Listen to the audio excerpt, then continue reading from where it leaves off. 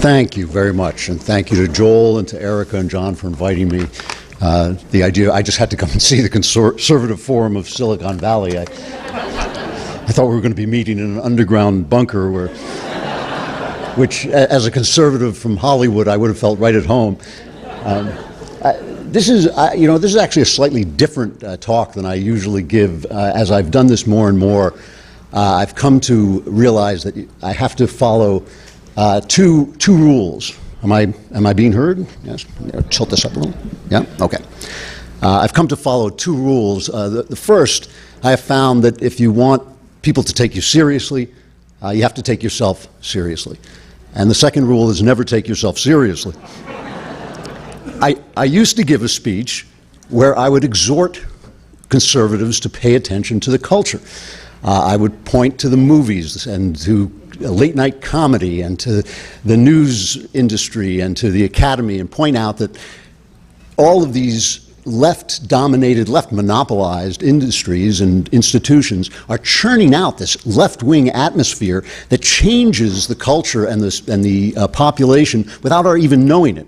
While conservatives are dealing with the crisis of the moment, the culture eats away at the ground under our feet, so that 20 years down the line, you suddenly realize that you can't sell your ideas anymore because people's minds have entirely changed.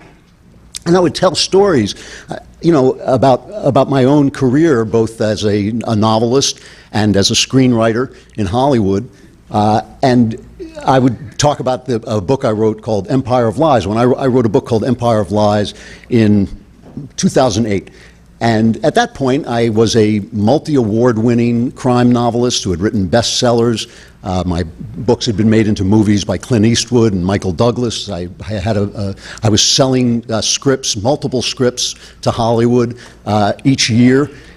And when I wrote Empire of Lies had a conservative Christian hero who was fighting Islamic terrorism in spite of the fact that everyone around him kept telling him that Islam was the religion of peace.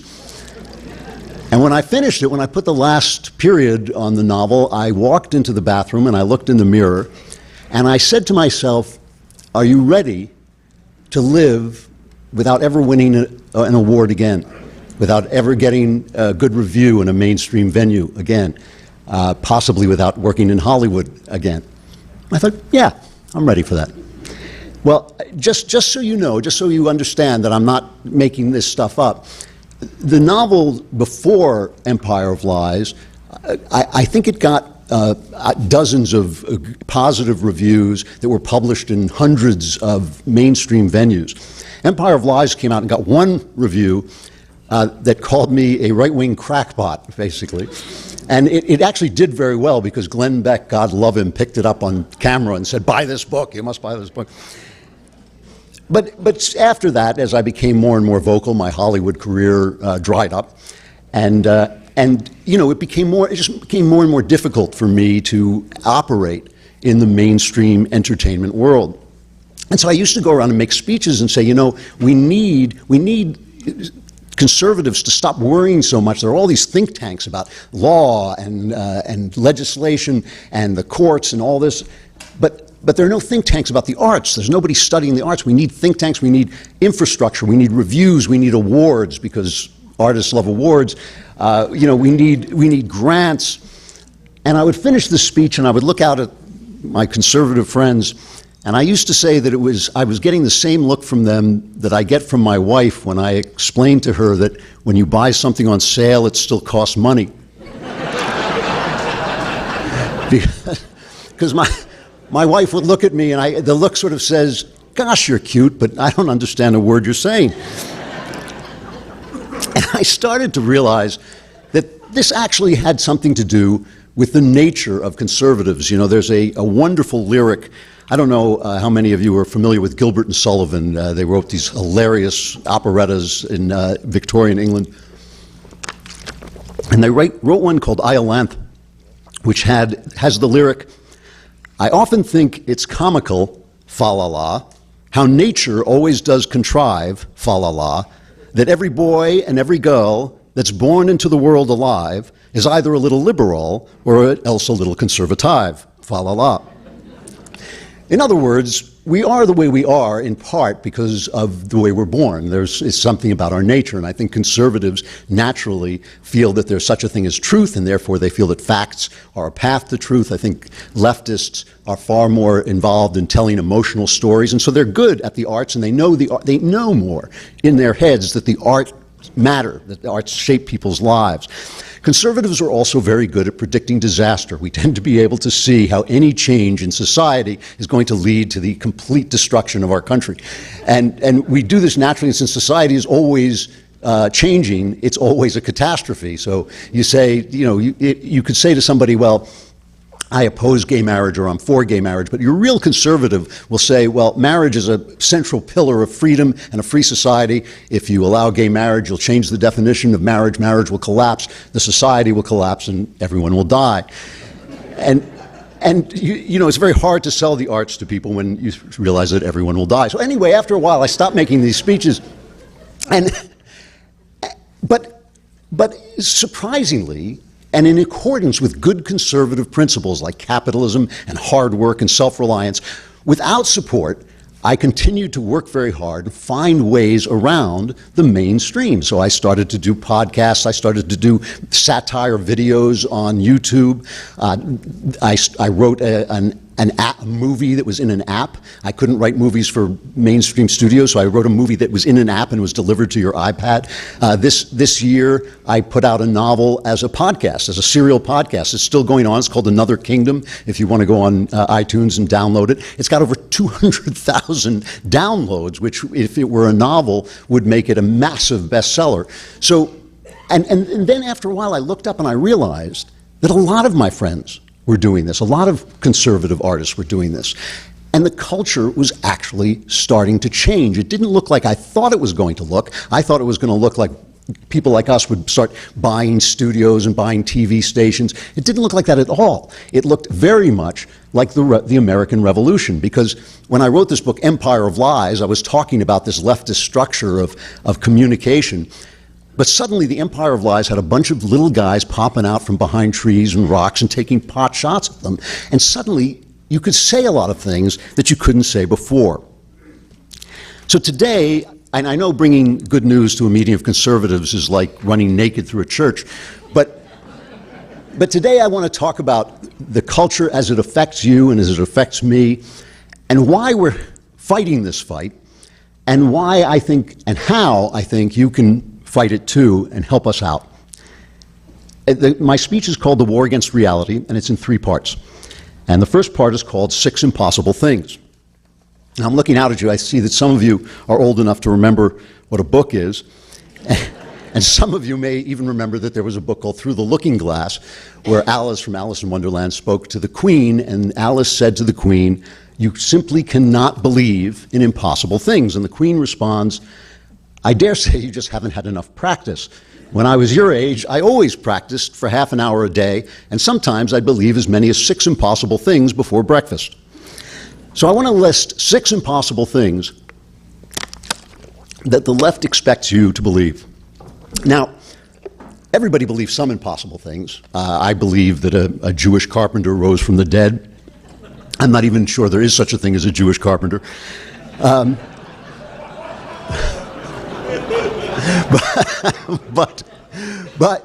But my impossible belief is actually internally consistent. I believe once an impossible thing happened, so impossible that it explained everything else. But if you said to me, well, things like that don't happen, I would agree with you. That's the whole point. Things like that don't happen. If they did, it wouldn't be a religion. But the impossible things that I'm talking about are internally inconsistent. They don't make any sense, and like all things that are internally inconsistent, they don't describe reality at all. So here's impossible thing number 1. There is no inherent difference between men and women. Gender is a social construct, and therefore what looks like a man may actually be a woman in a man's body, or as the transgender people like to say, some women have penises, get over it. Now, when I say this is internally inconsistent, consider this: if there's no difference between men and women, if you were a woman in a man's body, how would you know? you would just No, you would just be a man with a woman who is exactly like a man. It would just be the same thing.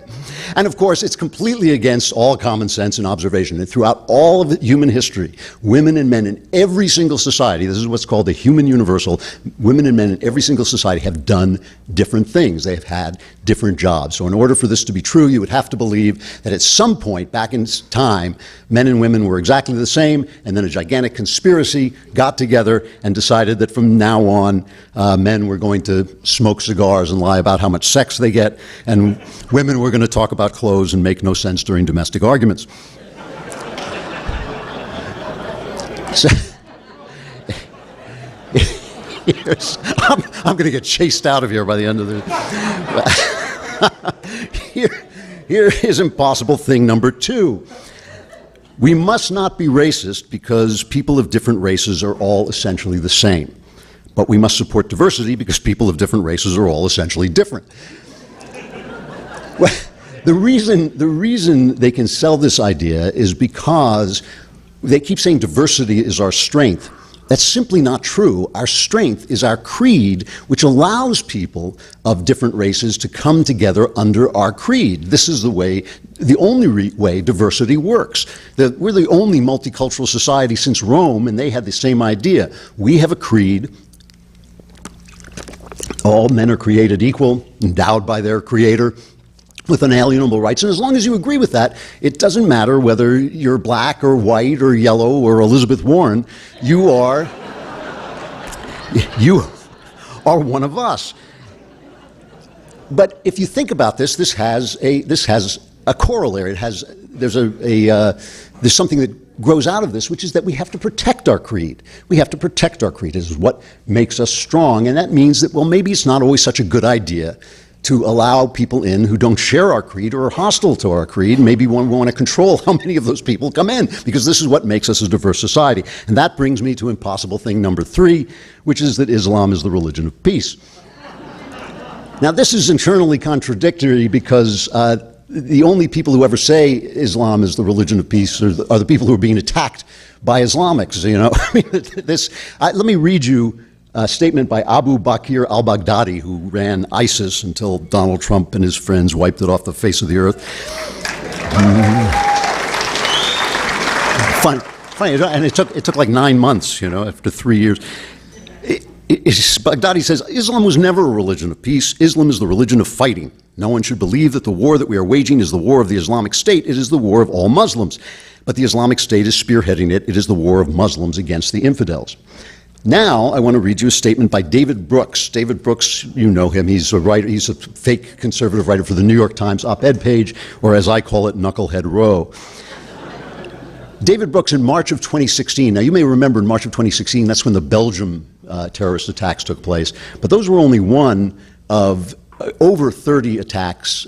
Well over 90% of them, almost 98% of them, were done by Islamics. And so then candidate Senator Ted Cruz said, you know, maybe we should patrol Islamic neighborhoods a little more carefully than other neighborhoods. And of course the left went nuts. This was terrible. And David Brooks said this. He said this on PBS. As I said, and as everyone says, the reason we have terrorism is not because the Prophet Muhammad came down and not because there was a religion called Islam. The reason we have terror is that young men are alienated and feel they can wage a war, and a just war, against societies that are racist and xenophobic and crushing toward them. So you have to actually picture that. You know, here's Baghdadi or some Islamic who's saying to David Brooks, now I'm going to kill you because of my religion, and David Brooks is saying, no, no, my young friend.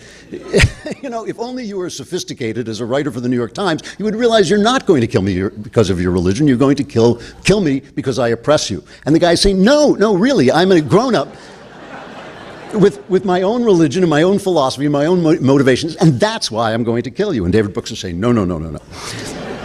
Now, the reason David Brooks is making no sense is because he's defending impossible thing number 4, which is relativism. Relativism is the idea that there's no such thing as good or bad. Hamlet said it best. He said, nothing is either good or bad, but thinking makes it so. Now, if you read the play Hamlet or see the play Hamlet, you'll realize that Hamlet said this in a scene in which he was pretending to be insane. But the left, it's true, the left says it when they're pretending to be sane. And of course, the internal contradiction here is that they always say nothing is either good or bad, so all cultures are equally moral. And if you say one is not moral, that's bad. And you say, well, wait, if maybe my culture says that their culture is bad, so that would be good because all cultures are good. But no, it doesn't work that way. The problem with this is that 9/11 basically destroyed relativism. It destroyed multiculturalism. It reminded us that some ideas are just bad. And I think since then, the left has gone insane, trying to convince themselves that relativism is still in place. Now, my last two impossible things are probably a little bit more controversial even here, but I still maintain that they don't make any sense internally or observationally. One of them is the idea that a baby is not a human creature until the moment it emerges from the womb, when I suppose the blue fairy from Pinocchio sprinkles some dust on it and it becomes a real boy. Or girl, what's the difference? But this is an internal contradiction. We know it is because the minute a woman tells us she is pregnant and she's happy about it, we understand right away what she's talking about, and it only turns off the minute she finds that she doesn't want the baby, and that is not a basis for reasoning a creature out of its human rights. And this is impossible thing number 6, and that is that there is no God. Now, I actually have a lot of sympathy with the idea that there is no God, because I think for about 300 years after the advent of Isaac Newton, it actually made sense to think that there might not be a God, that science had explained so much of what we had thought was miraculous that it would simply go on and on doing this forever until we realized that there was no God. And they would have an expression, God of the gaps, which meant science couldn't explain something and religious people would just throw God into that gap to explain it. And then when that gap would close, they'd move off and they'd throw God into another gap. But as science has developed, and people are not paying attention to this, but as science has developed, it's actually science that has become the science of the gaps, because it is now quite evident that the odds of matter coming into being out of nowhere and assembling themselves into a universe that is perfectly balanced to create life that can understand the universe that it's in. Somebody wants to describe the odds of that as like a wind blowing through a junkyard and assembling a 747. But that's actually not true, because you have to account for the wind and the junkyard. Scientists are so disturbed by this, it's called the anthropic principle, they're so disturbed by it that they have invented a science of the gaps. It has absolutely no scientific proof, there's no way to prove it. It is called the multiverse. They say this is just, there are an infinite number of universes, this just happens to be the universe in which there's human life that can understand the universe. Now, this is not my analogy, but it's a great one. Somebody once said that this is as if you were in a Western saloon playing poker with Black Bart, and you drew 5 royal flushes in a row. And Black Bart jumped to his feet and pulled his gun and said, "You are a cheating varmint." And you said, "No, no, Black Bart. There are an infinite number of poker games in Dodge, and this just happens to be the one in which I drew 5 straight flushes in a row." Bang. So those are the 6 impossible things that I think the left wants us to believe. And that's the end of part 1 of my speech, and then part 2 of my speech is called One Flew Over the Cuckoo's Nest. And I hope that there are some of you who have seen that film or read that book, but I'll explain it as I go along. I want you to think about the way the left, and this is a culture, this is what I'm good at, this is what I know about, is how culture is made, how stories are told. I want you to think about the way the left explains itself. Let's take one of these impossible things, that there is no difference between men and women. What if I said to you, there are masculine traits and there are feminine traits, and we know this. The only way we could know this is because men tend to have more masculine traits and women tend to have more feminine traits. But of course, nothing in nature is perfect, and if you look down at the spread, you'll see most of the men with the masculine traits, but people are spread out, and all men have maybe a few feminine traits, and vice versa, and every now and again you might bump into someone who is so far to the other side that you would call him a feminine man or a masculine woman. Life is odd, we can all live together, no problem. Suddenly you would think, well, that's a reasonable point of view. You know, I can understand that, but that's not what the left says. It's not what they ever say. What they say is some women have penises and this is true, and if you're a man who will not date a woman who just happens to have a penis, you are a bigot. I swear, you can go on a website called Everyday Feminism, you will find these arguments made very clearly. In every case, they divide ideas into a binary. There's their impossible opinion, or there's hatefulness. And this is where the culture comes in, okay? If you watch the news, if you go to the movies, if you watch TV, if you watch the comedians, they're always posing these impossible ideas as if you're against them, there's something terribly, terribly wrong with you. So either you believe that diversity is our strength instead of believing that the American creed is our strength, or you're a racist. If you even mention Islam and terrorism in the same sentence, you're Islamophobic. Islamophobia is a word I once defined as the irrational fear of being beheaded. And you weren't even allowed to say these two words together without being called a bigot. You weren't even allowed to discuss it. If you were either for gay marriage or you were homophobic. And now there are real arguments. I've always been, I work in the arts, so I've always been very pro-gay. Half the people I work with, a lot of my friends, gay people, they've always been lovely, talented, wonderful people. I have been supportive of their rights all my life. But I see two sides to this argument. I could see how one side would say, gay people want love like everybody else, and marriage would actually be better than having them running around in bathhouses. That would be one side of the argument. And the other side of the argument would be what I said before, marriage is a central pillar of society. We don't want to change the definition. But that's never how it's posed.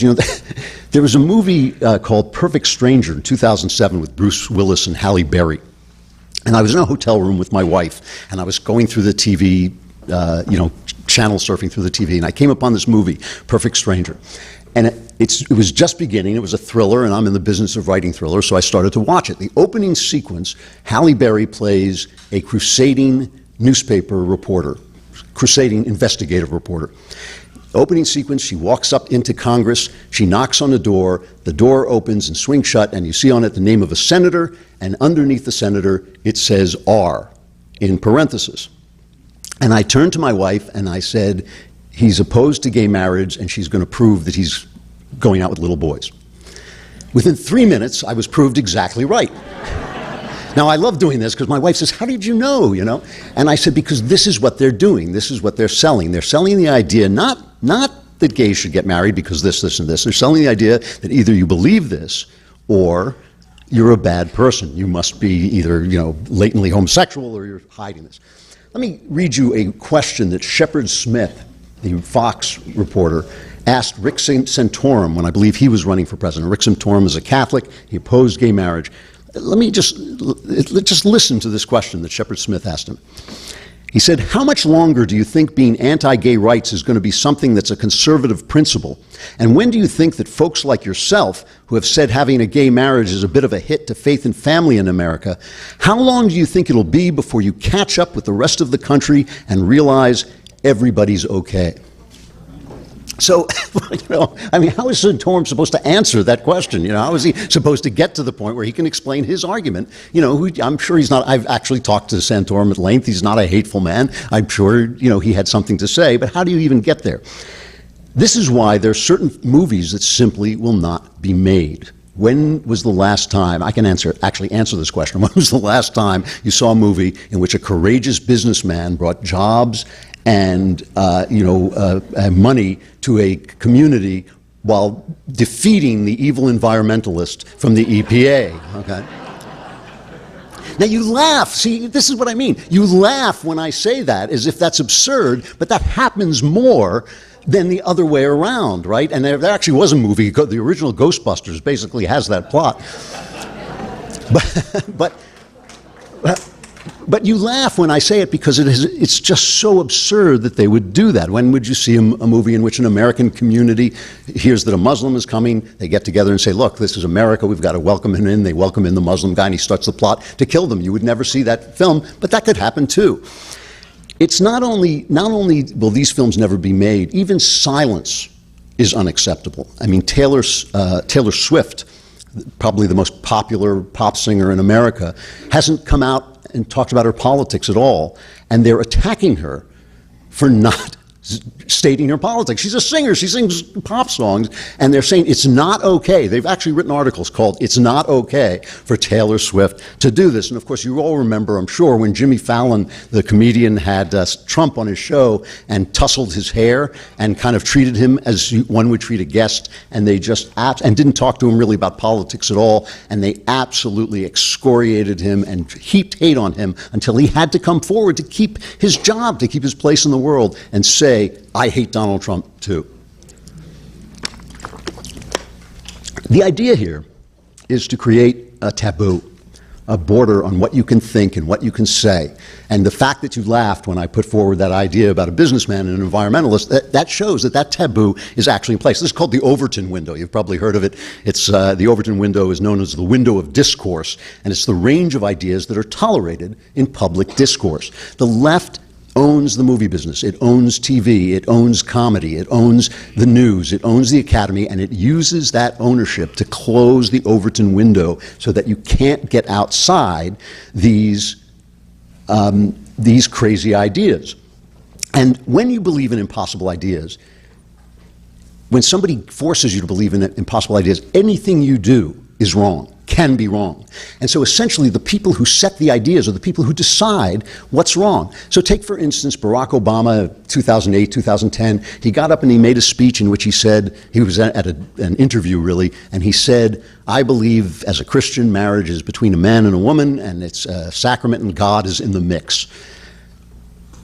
Nobody said Barack Obama is a homophobe. Nobody said that. But the minute he evolved, as he put it, and changed his mind, then everybody who said what Barack Obama said 2 years ago became a homophobe. Well, how is that possible? It's because when you believe impossible things, you are always going to be messing up, and they decide who gets blamed. So, for instance, if you treat men and women the same, what do you think would happen to you at work if you treated women the way you treat men? You know, you see it. You'd be thrown out of your job, and you'd probably be arrested. But only they decide. So this is what I call the soft tyranny of the madhouse, and this is what brings me to One Flew Over the Cuckoo's Nest. If you remember One Flew Over the Cuckoo's Nest, it is about a group of kind of neurotic guys who are imprisoned in this mental institution where they think that their nurse, the big nurse, Nurse Ratched, her name is their mother and is taking care of them, when really she is controlling them and destroying them and enslaving them under this soft tyranny that controls what they can think and what they think is good. And they say that Nurse Ratched is the agent of the Combine, that's the big culture all around them, and she basically controls what they do. And the only way they can finally defeat Nurse Ratched is when Randall Patrick McMurphy, the hero of the novel, arrives, who is a rude, brawling, foul-mouthed, violent, objectionable thug who destroys Nurse Ratched and the insane asylum. Which brings me to part 3, Donald Trump and you. Donald Trump is Randall Patrick McMurphy. When I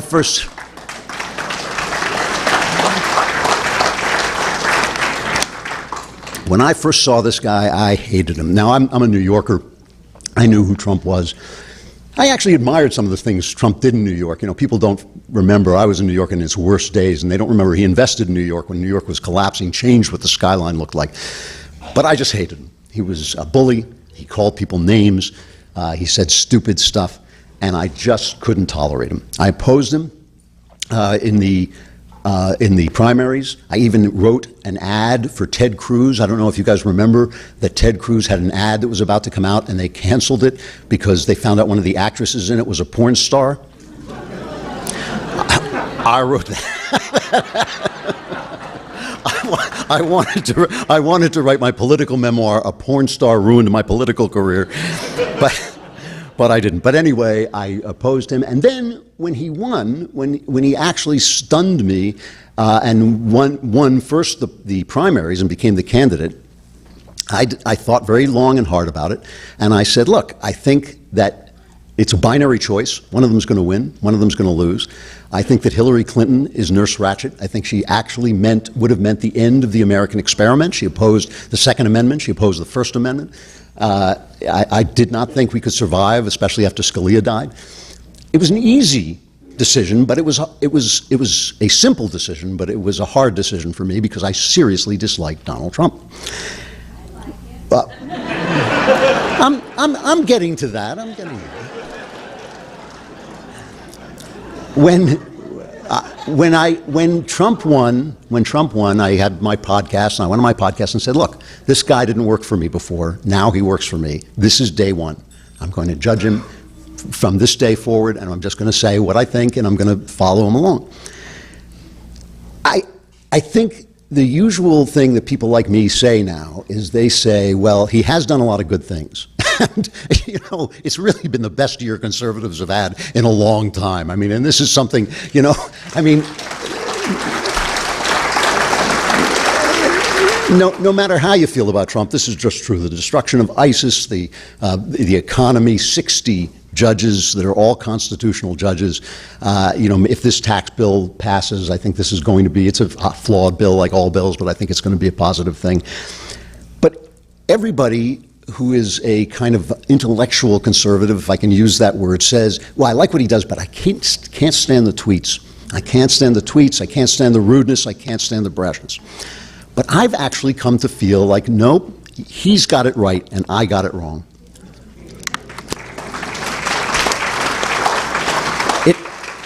He is this culture of impossible things that I've been describing. He is the best and most destructive thing that has happened to this culture forever. He has, whatever his flaws are, he has a genius for destroying them because he doesn't care when they call him racist, because he doesn't care when they call him sexist. He destroys the impossible things. He makes them go, and you saw he did it today, yesterday, with a tweet that was perfect Trumpian brilliance. He was being attacked by Kirsten Gillibrand, the senator, who was a big supporter of Clinton, but now suddenly has found that it's not so good for men to attack women, and she was attacking Trump, and he put out that tweet saying, Gillibrand, she used to come to my office begging for support, and she said she'd do anything for it. And the minute I saw that, I thought, that's genius, because obviously he means political favors, right? But they've got to attack him. They can't help themselves but attack him for going to the sexual place. And in fact, Elizabeth Warren said in an unbelievable tweet, she said, that's slut shaming.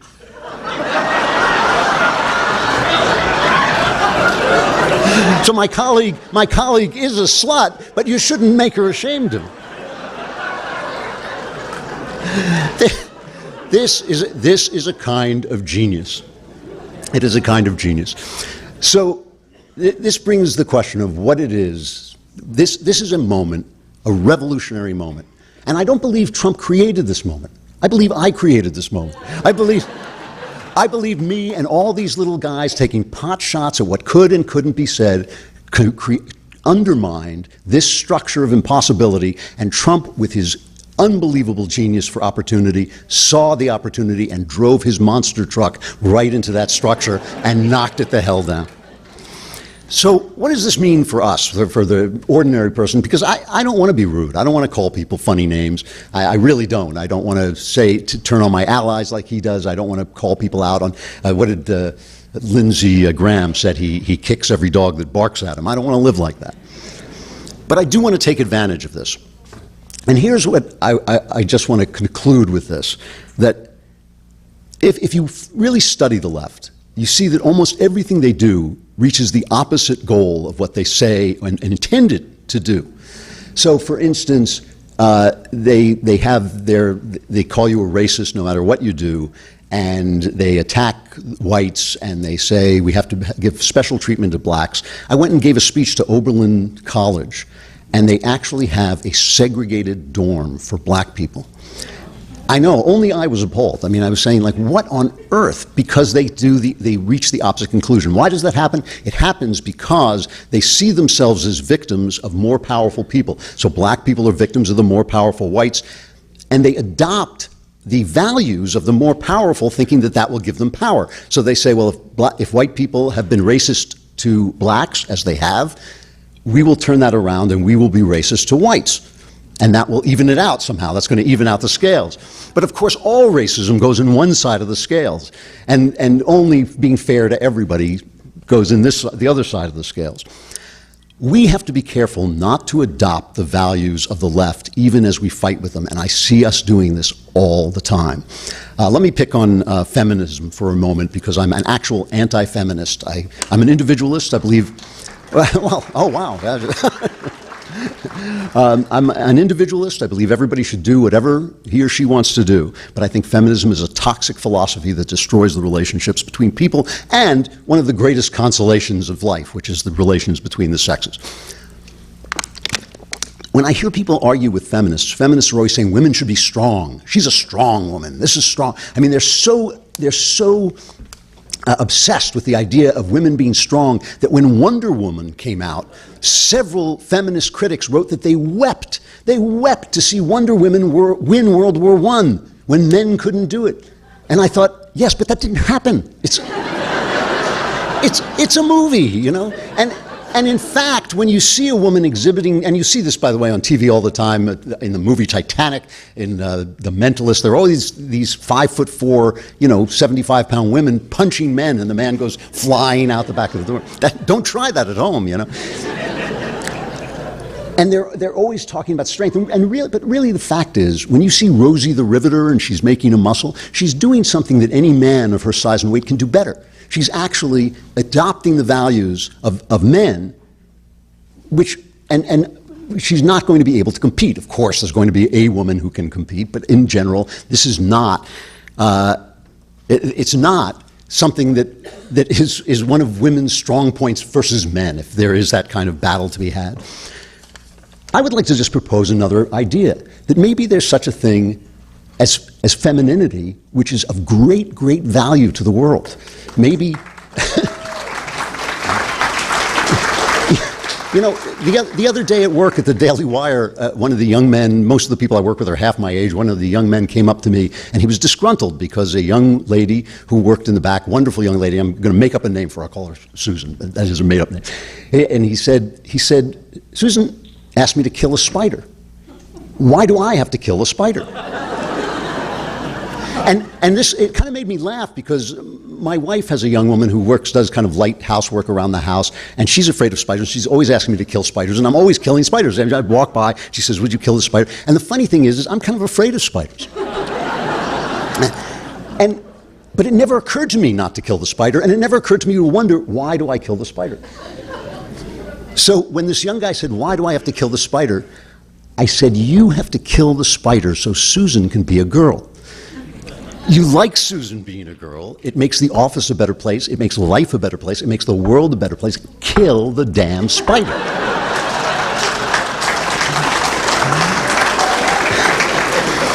So this is the place where culture reaches into everybody's life, where I don't have to ask you to buy a movie studio. I don't have to ask you to buy a women's magazine or create an award or create a grant. This is where it enters everybody's life, is the things we're not allowed to think and the things we're not allowed to say, okay? I mean, what if we said that women are a good thing because they're womanly? If we said that blacks are not entitled to anything that whites are not entitled to because that's racist and racism is wrong? If we said that babies are people who have no voice and no power and no vote and we need to speak for them at time, that ideas matter, creeds matter, and some are good and some are bad because some of them bring us closer to God and some of them make them further away. If we start to say these things, and look, I'm in Hollywood, guys, I know exactly what you're going through here, but if we start to say these things at the dinner table and at our book clubs and in conversations with friends, I really do believe that all of us become culture warriors. We don't have to be rude. In fact, we shouldn't be rude. We should never, ever, I say this on the show all the time, we never, ever argue with people about politicians. I never will say to somebody, Trump is good and Obama's bad. Don't do it. You're going to get in that argument forever. I only talk about principles. If you tell people that people should be free, they'll almost always agree with you. And then, once they agree with you, there are a lot of things they start to have to agree with, like maybe a baker doesn't have to bake a cake if it violates his religion, and maybe the gay people can get married and go somewhere else for a cake. You know, maybe everybody can be free. This is, I know you can't quite see it yet, But this is a moment of revolution. I swear it is. The culture war is about to turn. If we keep it up, and if we keep attacking, and if we keep on the offensive. And I think it's not just artists, it's not just people who make movies, it's not just people who make books, it's people who talk, people who think, people who relate to other people, it's all of you. And I think you're all culture warriors, and I think you have to take that on board and get in the fight. Thank you very much. Yeah, okay, let's start out with something kind of very internetish and modern. Lift it up. What do you think about trolling? What do I think about trolling? Well, I think, it is what both Obama and Trump used to establish power. By making the opposition so angry, they drive you insane. If you're talking about that kind of trolling, by making by making people so angry, they drive you insane and lead you to make mistakes. But if what you're talking about is the kind of jokey, snarky attacks that take place on Twitter and Facebook that conservatives have used brilliantly to get under the skin of the left, I'm all for it. I think the internet has encouraged a kind of wit that is very condensed and very concise, and I think it's wonderful, and only certain people are really good at it. Okay. So the next question, I think you touched on it a little bit, but someone specifically wants to know, is the political climate changing in Hollywood as you and others have made a stand for your beliefs, or do you see any progress? No. Not in mainstream Hollywood. I thought when Trump came in that they would be so shocked, and they were for a moment. Momentarily, they were so shocked that they started to think, well, gee, maybe we should make movies for the rest of the country. That would be kind of different. And they actually would say that, and you would read about it. But no, they hate Trump so much, and it has become such a badge of honor to hate him that it's become even harder for people like me who won't go in and talk Trump down. I mean, I just pitched something a week ago, and I walked in, and this is the way these things work. I walked in, and before I got to the chair, they were attacking Trump. And so you're in a situation where you either have to pretend that you agree with them, or say what you have to say and lose the sale. And I will always say what I have to say, because I just don't want to be in that situation where I'm lying for my living, The one thing I will say, though, is what I'm talking about is this small revolution from the bottom up is genuinely taking place. The book publishing houses hardly matter anymore. Movie companies don't matter. When was the last time you heard anybody discussing a movie? People, movies are not important anymore. TV is important, and Facebook is about to have videos go on live. We're doing it now at the Daily Wire. We'll be able to put on our own TV shows. So what is happening is, through technology, we're basically undermining their position as their position falls apart and as people desert them. And just remember, because they have this echo chamber, they can make things sound so much more important than they are. Lena Dunham from Girls, that show, nobody watched that show. Nobody watched. It was 600,000 people on its best night. Okay, that's in television, that is statistically zero. But they just have this tremendous infrastructure where they can build it up and say what a hit it is and what a star she is and how talented she is, and we haven't done any of that. But I do think we are using the technology available to us to put on, it's kind of like the old Mickey Rooney movies, My Dad Has a Barn, we'll put on a show. I think we've started to use that, and I do think it's making a huge change. This question seems very obvious, so we're interested in your response. If Hollywood is all about money, why do they continue to make anti-war, anti-military flops? Hollywood is not all about money. That is something that people say only because they haven't worked in Hollywood. Artists work for love and prestige. And first of all, almost every movie makes money because it'll make money overseas, it'll make money on DVD, it'll make money through popcorn, it'll make money somehow. So almost very few movies actually lose money over time. But if you make a movie that attacks America, you will win awards, you will get prestige, you will get the girls, you'll get all the things that people work in Hollywood to get. Whereas if you make a conservative movie, you'll just get attacked and basically drummed out of the business. I mean, look at what happened to Mel Gibson. Mel Gibson is a flawed individual. Who ever heard of an artist who's a flawed individual with a dark side? But Mel Gibson made that picture, The Passion of the Christ, with money out of his pocket, and he made like I think it's now up to $1 billion, okay? What happened to Jesus in that movie was nothing compared to what they did to Mel Gibson.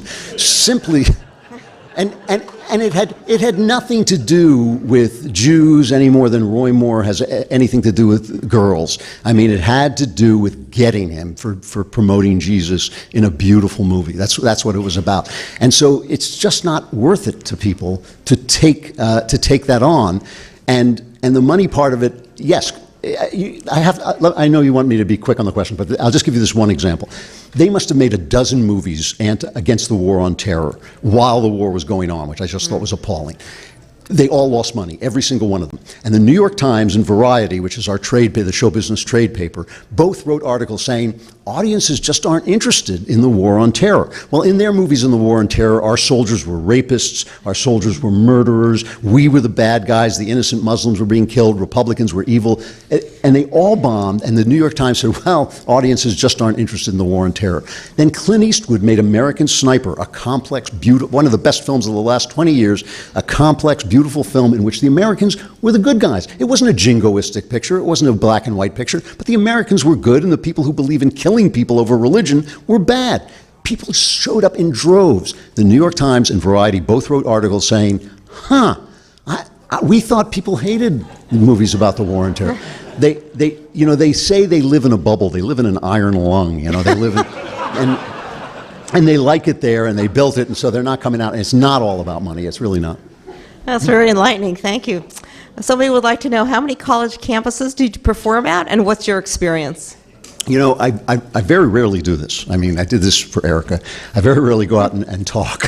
It's true, because I'm a writer, I do my podcast in the morning, I go home and write. I work very hard. I work a very, very long day.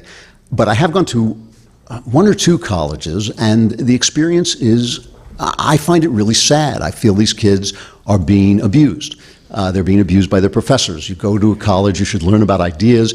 You should learn, look, if you haven't read the King James Bible and Shakespeare, you don't know who you are. You do not know who you are. You don't know where your ideas come from. You don't know what you think. And I don't think everybody has to know that, but I think a college student ought to know it. I think that a college student ought to know where his ideas come from, why we think the things we think. Then he can argue with it. But instead, they paper everything over with this theory, so you never really hear from Shakespeare. You only hear from your gender studies professor's theory about Shakespeare.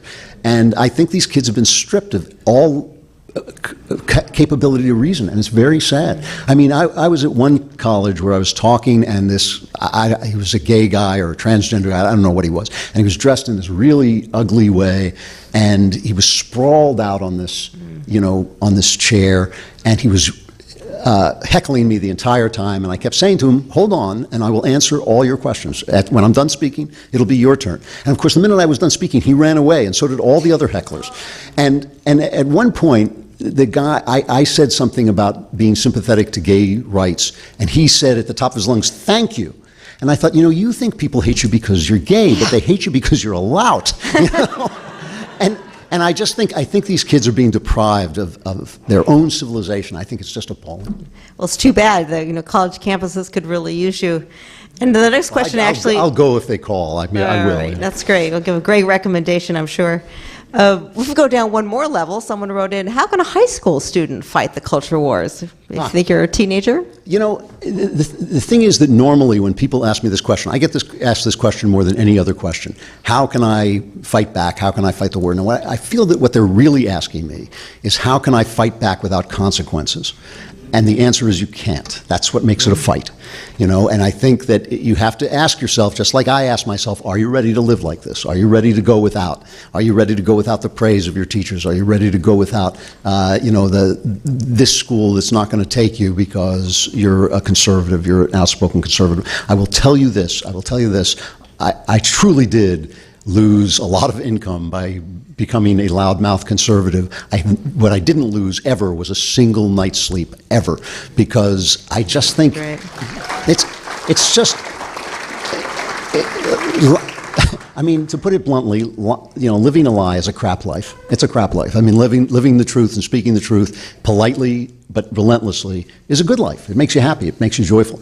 And so that's my answer. You're going to take some hits. Take the hits. Mm-hmm. Yeah. Okay, this just in. We have a very well-attuned crowd here.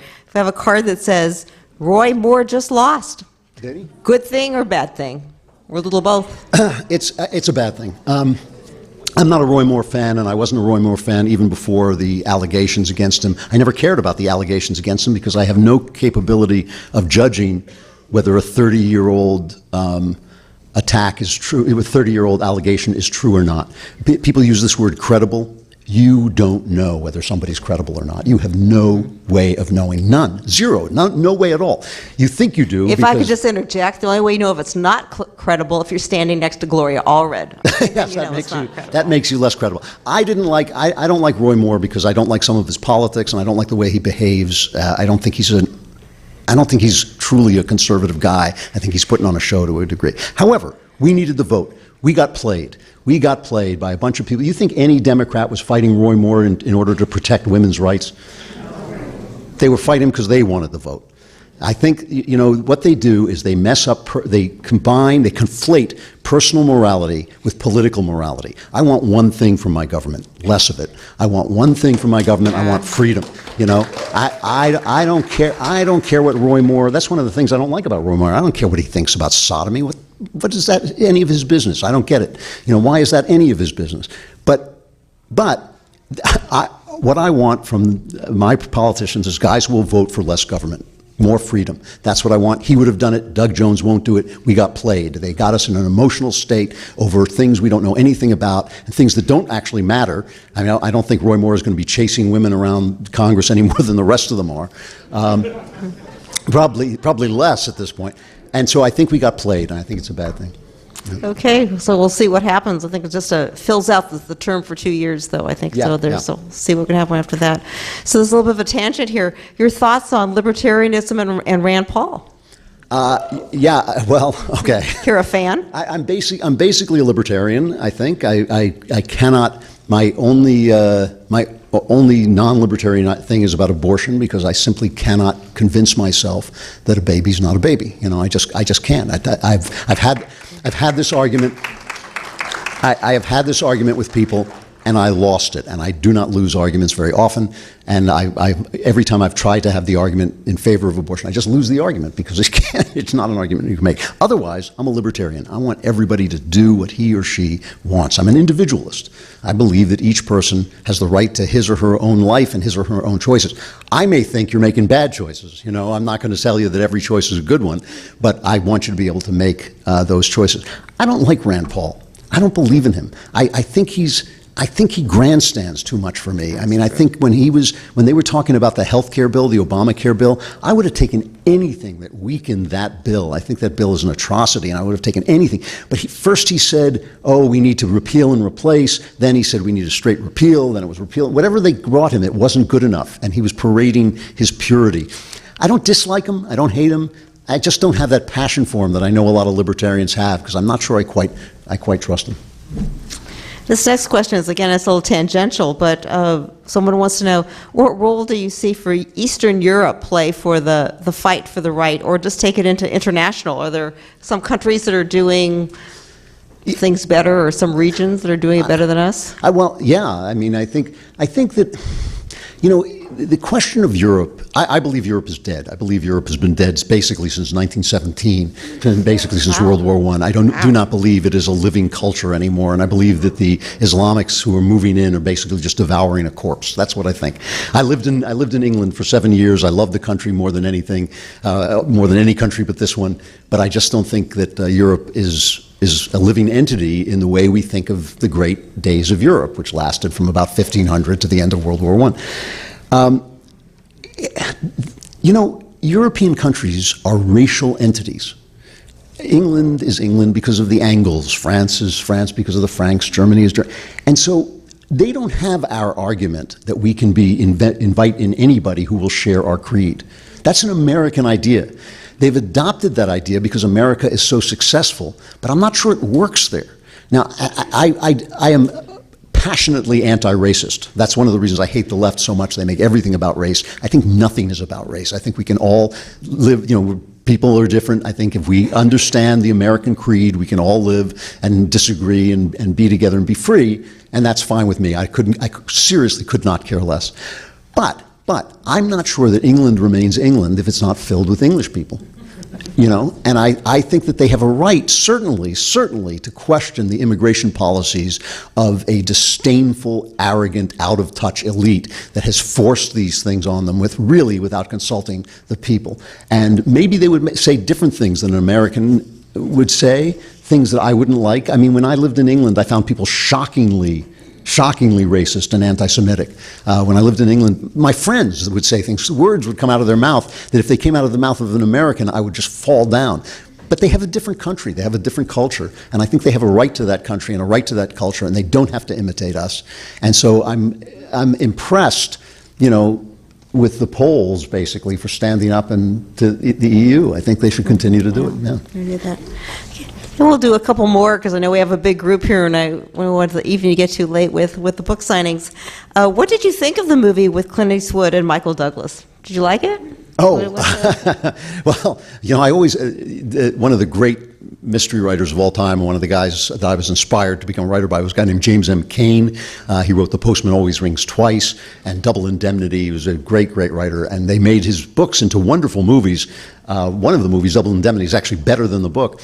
But they asked him once in an interview, what do you think of what Hollywood did to your books? And he said, Hollywood did nothing to my books. They're right there on the shelf.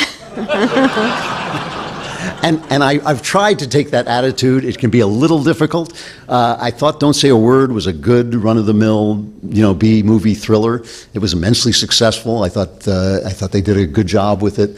There were a lot of changes that, of course, hurt me to see. I thought that the Eastwood movie, and I love Clint Eastwood, I think he's a genuine Hollywood icon, but I thought he was too old for the part, and it showed.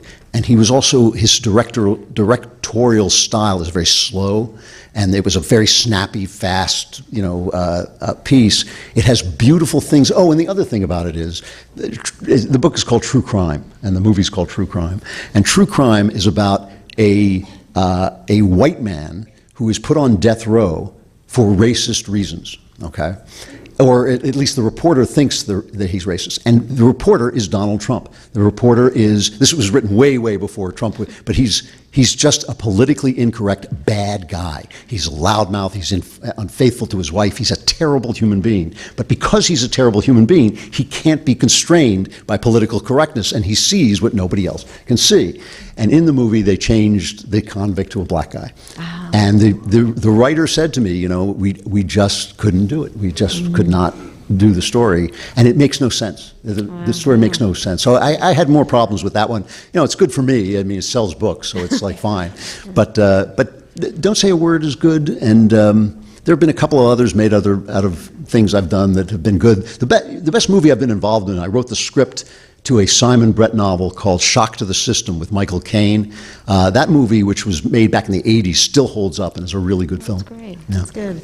Okay, for the last one, we have I think you'll enjoy this one. Hello, Mr. Klavan. I'm a big fan of your the podcast on the Daily Wire. My question is, why don't millennials today have an appreciation for classic films? Many of my young friends don't seem to like them. Yeah, it's real. It's funny because you work in Hollywood. When I wanted to become a novelist, I went back and read all the great novels, right? I read Dickens, I read Tolstoy, I read all the great novels, even when I didn't like them. I read them because I wanted to know. And I walk into rooms with young people who want to be filmmakers, who've never seen Gone with the Wind. They've never seen Casablanca. They don't, some of them just don't know what those films are. And I just don't know how you can be a good filmmaker. I mean, the really good filmmakers know all of those films. And I just think that it's a style. A lot of it had to do with Hitchcock. He changed the way movies are made. If you have kids, if you have young kids, take them to watch some of the old films. And when you have kids and you watch a movie, you kind of see it through your kids' eyes, and you'll see how slow they are. One of my favorite movies on earth is The Philadelphia Story with Jimmy Stewart and Cary Grant. And I showed it to my kids, and I was sitting there going, God, they say the same thing over and over and over again, because it's a play, And it's just a question of style. Everything's gotten faster. A script, this says it all. A script back in the old days of black and white was about 250 pages long. A script today is 110 pages, and the pictures are exactly as long. And that's because there are no words in them. And that's Hitchcock's innovation. He realized it was a visual art, and he took out as many words as he could, and now films are virtually silent and move quickly when they move, and kids like that, and they don't see what's relevant about those old movies. Well, I think that's sad as well. Thank you so much. A nice round of Thank you very applause, much. Mr. Andrew Klavan. See you in January. Merry Christmas.